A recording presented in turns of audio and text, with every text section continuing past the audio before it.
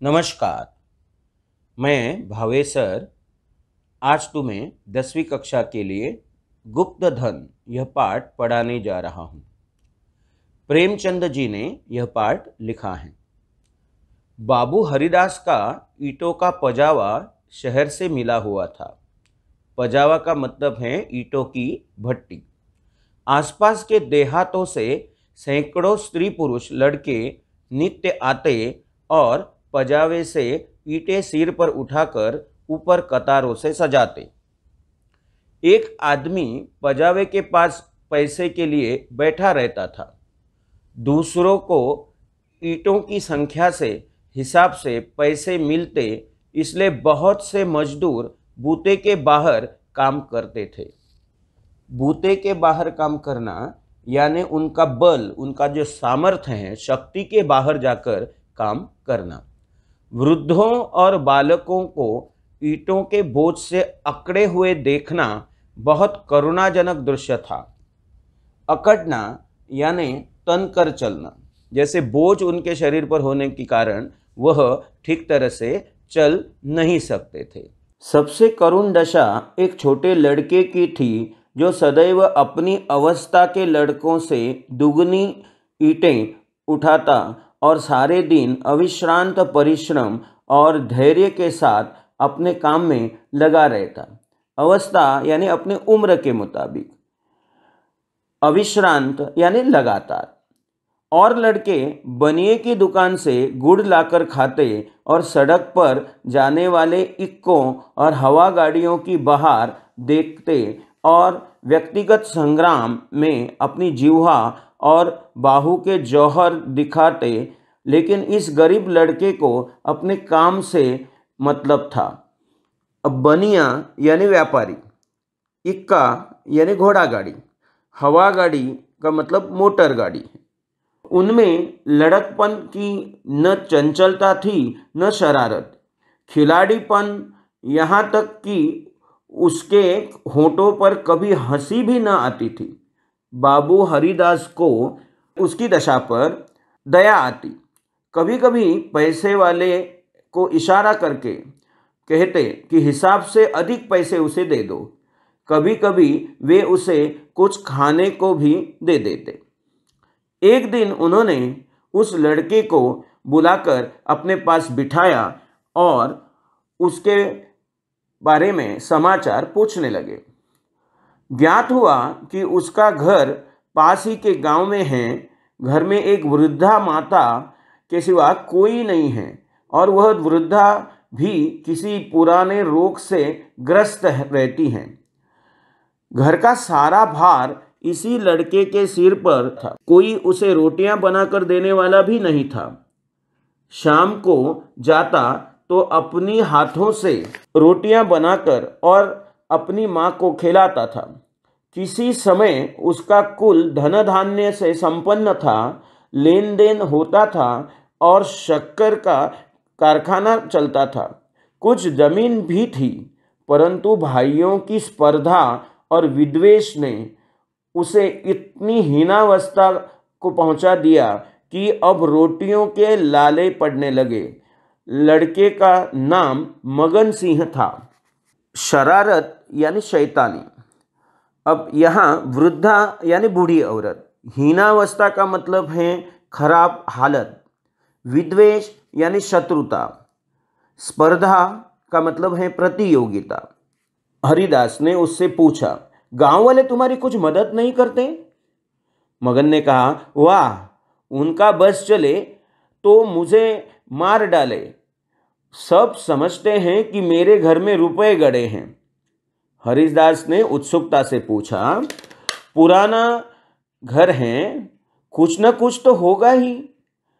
तुम्हारी माँ ने इस विषय में तुमसे कुछ तो कहा होगा? मगन कहता है, बाबूजी नहीं, एक पैसा भी नहीं है। रुपए होते तो अम्मा इतनी तकलीफ क्यों उठाती? बाबू हरिदास मगन सिंह के से बहुत प्रसन्न हुए कि मजदूरों की श्रेणी से उसको उठाकर उन्होंने नौकरों की श्रेणी में रख दिया। उसे पैसे बांटने का काम दिया और पजावे में मुंशी जी को ताकीद कर दी कि उसे कुछ पढ़ना लिखना सिखाए। अनाथ के भाग्य ही जाग उठे। मगन सिंह बड़ा कर्तव्यशील और चतुर लड़का था। उसे कभी देर न होती, कभी नागा न होता था, यानी वो कभी कभी अनुपस्थित नहीं रहता था, हमेशा काम पर हाजिर रहता था। थोड़े ही दिनों में उसने बाबू साहब का विश्वास प्राप्त कर लिया। लिखने पढ़ने में भी वो बहुत कुशल हो गया। मगन सिंह 3 दिनों में गैर हाजिर था। हरिदास को चिंता हुई, क्या बात है, कहीं बीमार तो नहीं पड़ गया था? कोई दुर्घटना तो नहीं हो घटी? कई आदमियों से पूछताछ की पर कुछ पता न चला। चौथे दिन पूछते पूछते मगन सिंह के घर पहुंचे। घर क्या, एक पुरानी समृद्धि का ध्वंसावशेष यानी खंडहर मात्र था। उनकी आवाज सुनते ही मगन सिंह बाहर निकल आया। हरिदास ने पूछा, कई दिन से आए क्यों नहीं? माता का क्या हाल है? मगन सिंह ने अवरुद्ध कंठ से उत्तर दिया, अम्मा आजकल बहुत बीमार हैं, कहती हैं अब न बचूंगी।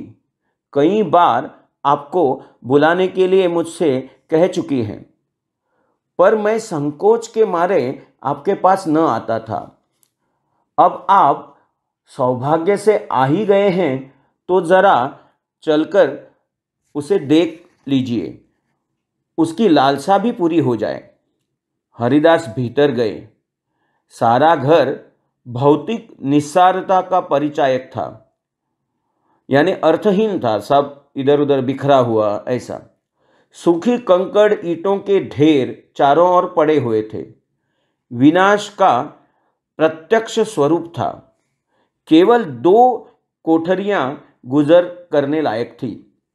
मगन सिंह ने एक कोठरी की ओर उन्हें इशारे से बताया। हरिदास भीतर गए तो देखा कि वृद्धा एक पड़े हुए काठ के टुकड़े पर पड़ी करा रही हैं। उनकी आहट पाते ही आंखें खोली और अनुमान से पहचान गई। बोली, आप आ गए, बड़ी दया की आपने, आपके दर्शनों की बड़ी अभिलाषा थी। मेरे अनाथ बालक के नाथ अब आप ही हो। जैसे आपने अब तक उसकी रक्षा की है, वह निगाह उस पर सदैव बनाए रखिएगा। एक दिन घर में लक्ष्मी का वास था। अदीन आ गए तो उन्होंने भी आंखें फेर ली। पुरखों ने इसी दिन के लिए कुछ थाती धरती माता की सौंप दी थी।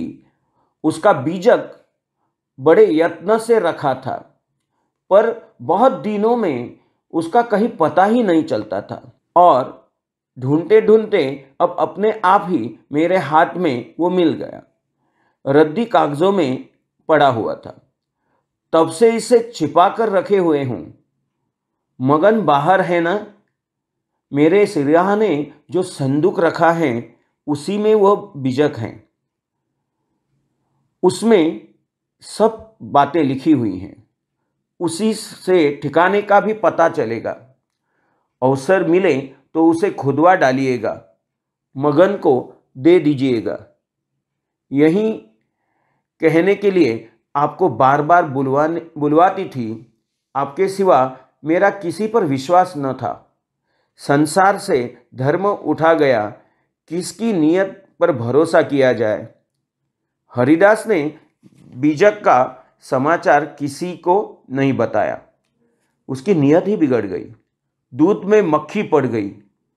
बीजक से ज्ञात हुआ कि उस घर से 500 डग पश्चिम की ओर एक मंदिर के चबूतरे के नीचे ये धन गड़ा हुआ है।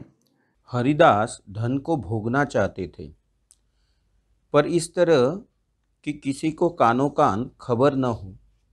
कानो कान खबर न होना यानी किसी को पता न चलना। नाम पर धब्बा लगने की प्रबल आशंका थी। कितनी घोर नीचता थी जिस अनाथ की रक्षा की, जिसे बच्चे की भांति पाला, उसके साथ विश्वासघात। कई दिनों तक आत्मवेदना की पीड़ा सहते रहे। अंत में कुतर्कों ने विवेक को परास्त कर दिया।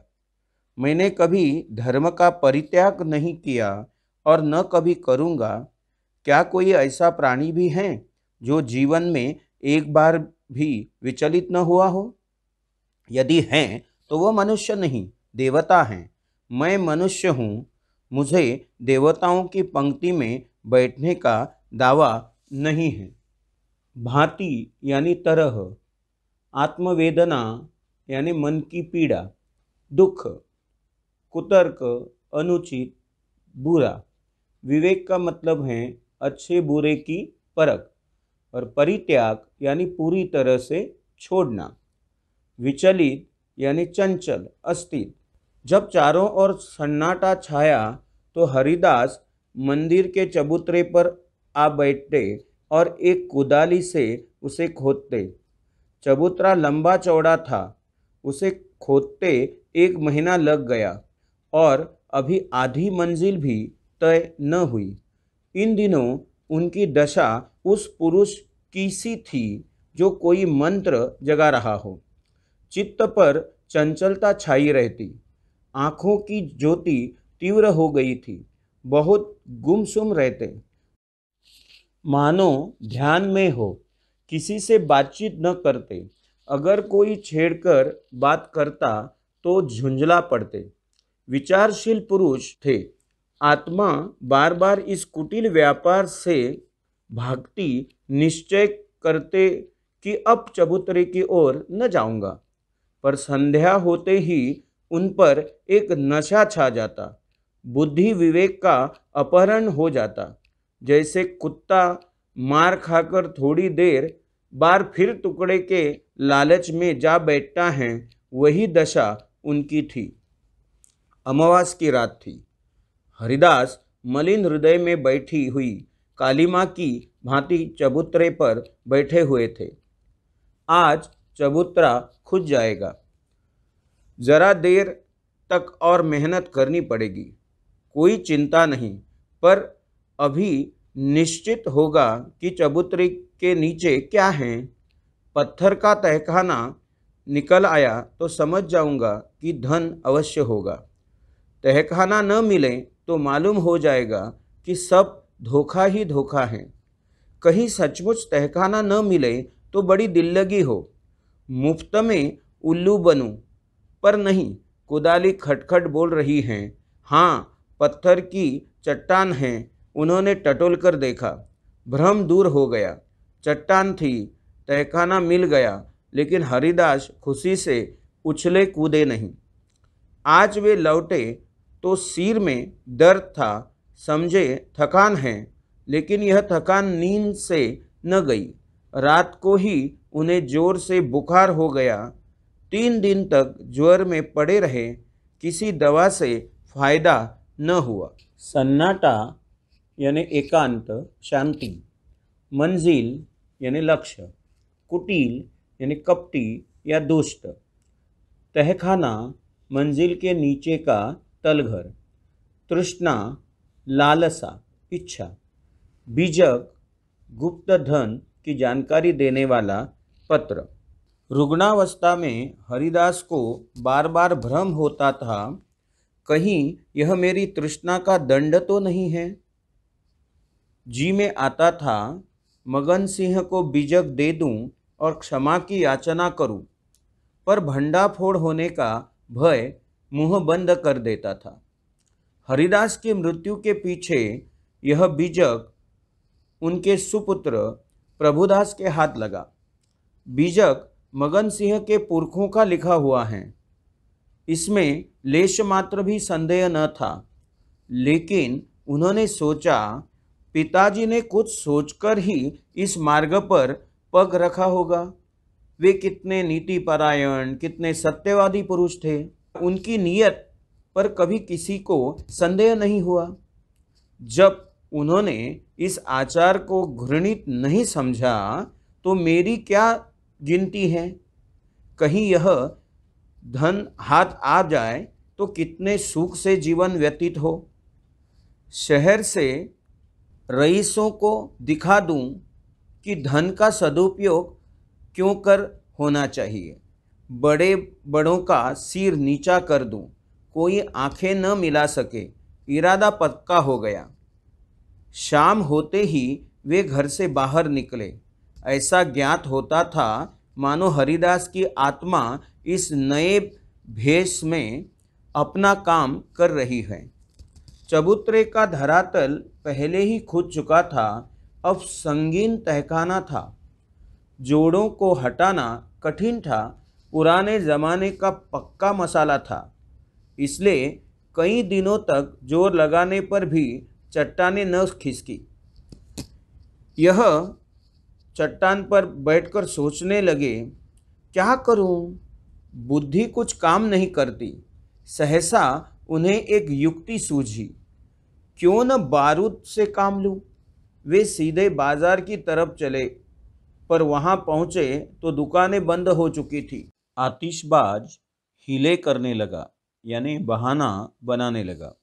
बारूद इस समय नहीं मिल सकती, सरकारी हुक्म नहीं है। वे अंत तक अनुनय विनय करते रहे, यानी प्रार्थना करते रहे। मुद्राओं की सुरीली झंकार ने उसे वशीभूत कर लिया। प्रभुदास यहाँ से चले तो धरती पर पांव न पड़ते थे। रात के 2 बजे थे। प्रभुदास मंदिर के पास पहुँचे। चट्टानों की दराजों में बारूद रख पलीता लगा दिया और दूर भागे। एक क्षण में बड़े जोर का धमाका हुआ, चट्टान उड़ गई। प्रभात का समय था। प्रभुदास अपने कमरे में लेटे हुए थे। सामने लोहे के संदूक में 10,000 पुरानी मुहरें रखी हुई थी। मुहरें यानी सोने के सिक्के होते हैं, पहले ज़माने के वो होते थे। उनकी माता सिरहाने बैठी पंखा झल रही थी। प्रभुदास ज्वर की ज्वाला में जल रहे थे। करवटें बदलते थे, कराहते थे, हाथ पांव पटकते थे, पर आंखें लोहे के संदूक की ओर लगी हुई थी। इसी में उनके जीवन की आशाएं बंद थी। मगन सिंह अब पजावे का मुंशी था, इसी घर में रहता था। आकर बोला, पजावे चलिएगा, गाड़ी तैयार कराऊं? प्रभुदास ने कहा, नहीं, मैं आज न चलूंगा, तबीयत अच्छी नहीं है, तुम भी मत जाओ। मगन सिंह उनकी दशा देखकर डॉक्टर को बुलाने चला। 10 बजते बजते प्रभुदास का मुख पीला पड़ गया, आंखें लाल हो गई। माता ने उनकी ओर देखा तो शोक से विह्वल हो गई। बाबू हरिदास की अंतिम दशा उनकी आंखों में फिर गई। जान पड़ता था कि वह उसी शोक घटना की पुनरावृत्ति है।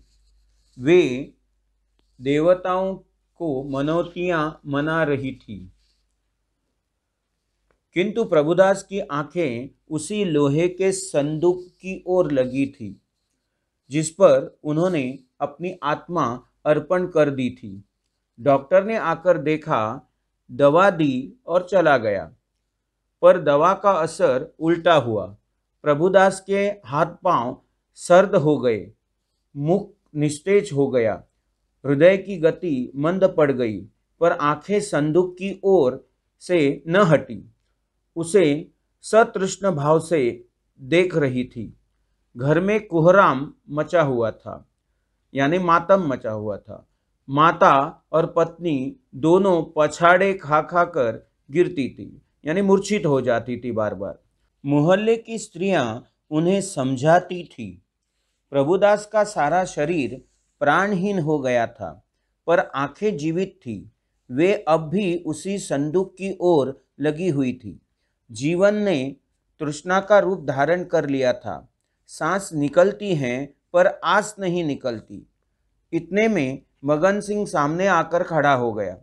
प्रभुदास की निगाह उस पर पड़ी। ऐसा जान पड़ा मानो उनके शरीर में फिर रक्त का संचार हुआ। अंगों में स्फूर्ति के चिन्ह दिखाई दिए। इशारे से अपने मुंह के निकट बुलाया, उसके कान में कुछ कहा। एक बार लोहे के संदूक की ओर इशारा किया और आंखें उलट गई, प्राण निकल गए। धन मनुष्य के भौतिक जीवन के सुख की कुंजी है। धन की लालसा से मनुष्य पशु बन जाता है। धन का मोह न रखे तो वह देवता बनता है। लेखक के मतानुसार मनुष्य जीवन की सार्थकता मनुष्य बनने में है।